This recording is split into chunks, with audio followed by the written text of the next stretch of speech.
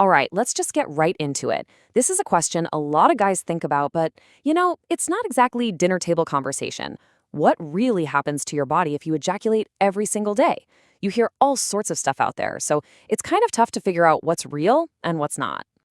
So today, we're going to break down the actual science. We're going to look at the research and explore both sides of the coin, the potential good stuff and, yeah, the possible downsides.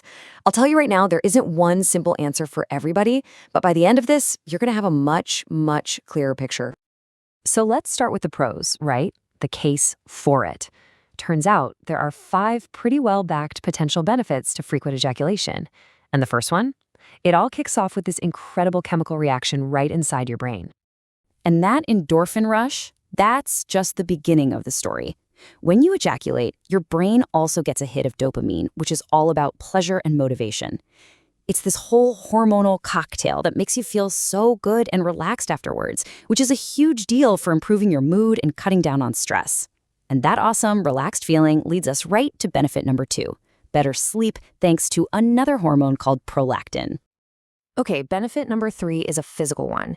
It's a fancy word called vasodilation. Basically, when you're aroused and have an orgasm, your heart starts pumping faster and your blood vessels open up. They get wider. This boosts blood flow not just to one spot, but all through your entire body. And that's fantastic for your whole cardiovascular system. And to put that into perspective, your heart rate can climb all the way up to 160 beats per minute. I mean, that's right up there with doing some moderate exercise. Think about it. You're sending this fresh rush of oxygen and nutrients to all your organs, which, over the long haul, is just really good for your heart health. Now for our 4th benefit, and honestly, this one's a biggie. It gets a ton of attention. Researchers over at Harvard did this massive study where they followed more than 30,000 men for almost 20 years.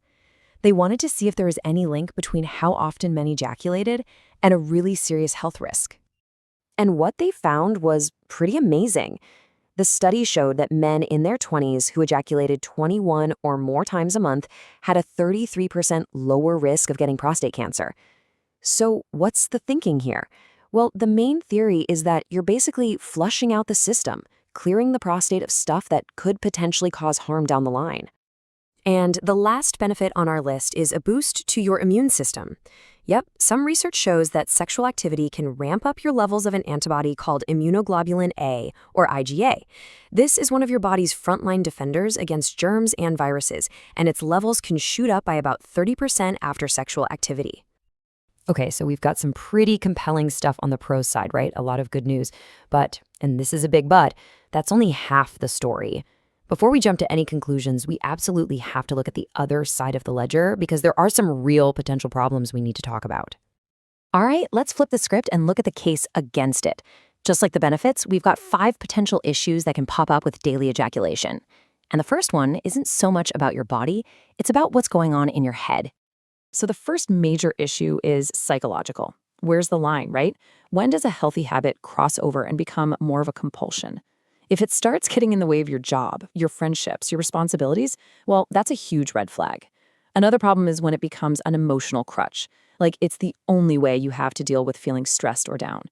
It might give you some temporary relief, for sure, but it just papers over the real issues instead of helping you actually solve them.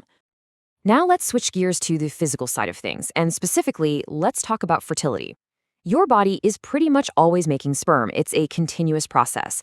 But it's not like you have this infinite, instant supply ready to go. Your body definitely needs some time to recover and replenish the stock. And how long does that take? Well, the magic number seems to be about 72 hours. That's roughly how long it takes for sperm levels to get back to their maximum. Now, for most guys, this isn't really an issue. But if you and your partner are actively trying for a baby, ejaculating every day might temporarily lower your sperm concentration, and that could affect your chances. Here's another potential problem, and it's all about conditioning. If you're frequently masturbating really fast, you're basically training your body and your brain for a sprint, not a marathon. And that habit can sometimes carry over into sex with a partner, which can lead to issues like premature ejaculation, and then the stress and anxiety about that performance issue can create this nasty feedback loop that contributes to psychological erectile dysfunction. So we've looked at the good, we've looked at the bad, we've seen the pros and the cons. So what's the final verdict here? Well, as you've probably figured out by now, there's no simple yes or no. The real key isn't some universal rule that applies to everyone. It's way more personal than that.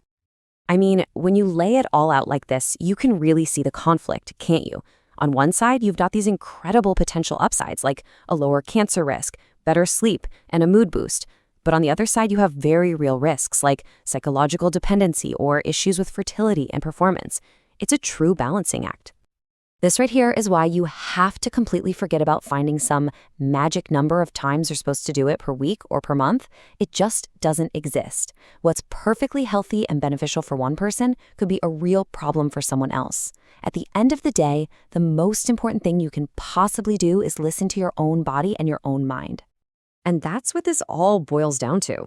Seriously, instead of worrying about how often is okay, the much better, much smarter question to ask yourself is this: how is this habit affecting my life? If it makes you feel good, if it helps you de-stress, and if it's not getting in the way of your life and your relationships, then it's probably a healthy thing for you.